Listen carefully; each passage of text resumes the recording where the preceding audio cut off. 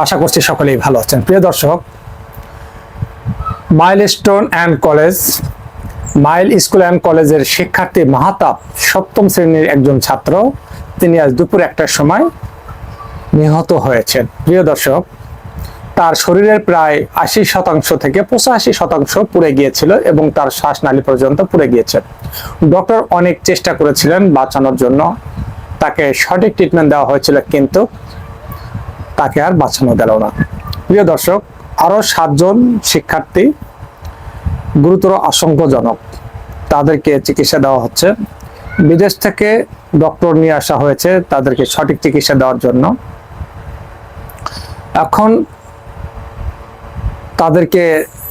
তাদের শিক্ষার্থীর যে শরীর বা যে গরম, যাদের বেশিটা পুড়ে গিয়েছে অর্থাৎ 80 থেকে 85%, তাদেরকে খুব চেষ্টা করতেছে ডক্টর যে সুস্থ করার জন্য, কিন্তু চেষ্টা করার পরও ব্যর্থ হচ্ছেন তারা।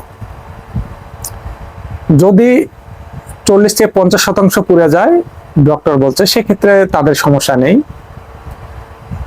যারা পুড়ে গিয়েছে বা দগ্ধ হয়েছে তাদেরকে চিকিৎসা দেওয়া হচ্ছে, কিন্তু যাদের 80%-এর উপরে পুড়ে গিয়েছে তাদের জন্য একটু সমস্যা রয়েছে। কিন্তু যে 50 থেকে 70 জন বেশি পরিমাণে পুড়ে গিয়েছে, তাদের মধ্যে 7 জন শিক্ষার্থী গুরুতর আশঙ্কা দেখা দিচ্ছে।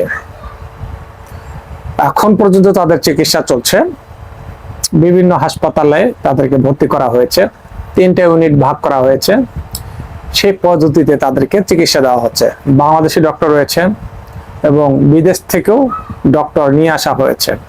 আপনারা সবাই দোয়া করবেন আর অবশ্যই ভিডিওটি শেয়ার করবেন, আপনাদের মতামত কমেন্ট বক্সে লিখে জানাবেন। যে মাইলস্টোন স্কুল অ্যান্ড কলেজ যে ঘটনাটি ঘটে গিয়েছে সেটা কিন্তু মেনে নেওয়ার মতো না। আর একজন শিক্ষিকা, যে ম্যাডাম মারিয়া ম্যাডাম, তার জীবন বিসর্জন দিয়ে 20 থেকে 30 জন শিক্ষার্থীর জীবন বাঁচিয়ে দিয়েছেন, তাকে কিন্তু সবাই স্মরণ করা উচিত এবং রাষ্ট্রীয়ভাবে তাকে দাফন কার্য করা উচিত ছিল। তা প্রিয় দর্শক,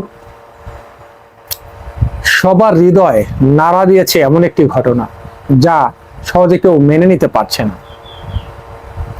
অনেকের মধ্যে মনে কল্পনা জল্পনা যে হঠাৎ করেই দুমড়ে মুচড়ে ভেঙে গেল সেই স্কুলের ভবনটি।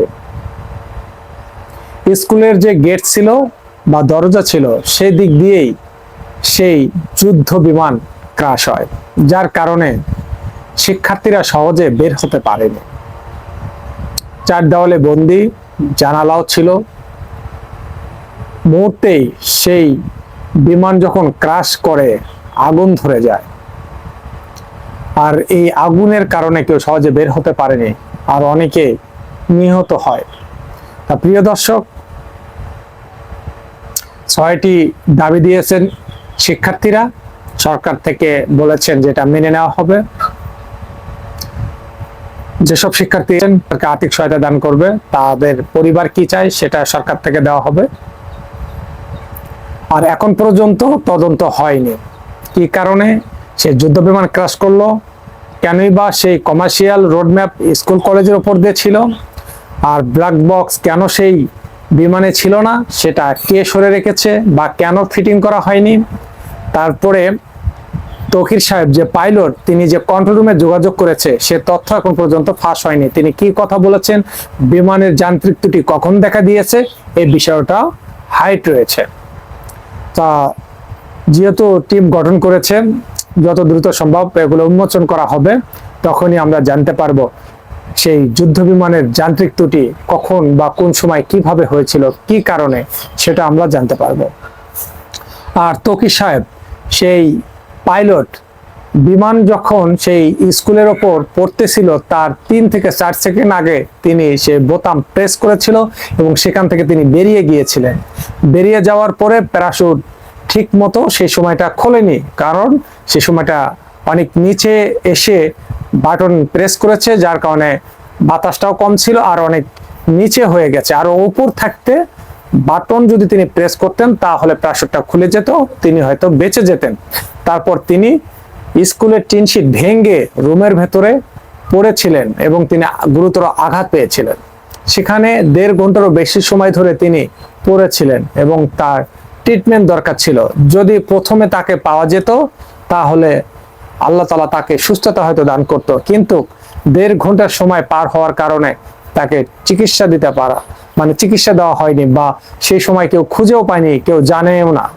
যখন এক ব্যক্তি ওই স্কুলেরই টিচার, শিক্ষক, তিনি দেখেছিলেন যে টিন শিট ভাঙ্গা কেন, তখন তিনি সেদিকে এগিয়ে গিয়েছিলেন এবং দেখে যে টিন শিট ভেঙে সেই বিমানের পাইলট নিচে পড়ে আছে, কারণ তার প্যারাশুট দেখে নির্ণয় করেছে এটাই হবে পাইলট। আর সেই রুমটা পরিত্যক্ত ছিল এবং তালাবদ্ধ ছিল। যখন হাসপাতালে নেওয়া হচ্ছিল সেই অবস্থায় মৃত্যু হয় সেই পাইলট তৌকির সাহেবের। তো দর্শক, অবশ্যই আপনাদের মতামত কমেন্ট বক্সে লিখে জানাবেন। আবারও দেখা হবে নতুন কোনো আপডেট ভিডিও নিয়ে। ভালো থাকবেন। আমি এমডি রুবেল হোসাইন। আল্লাহ হাফেজ।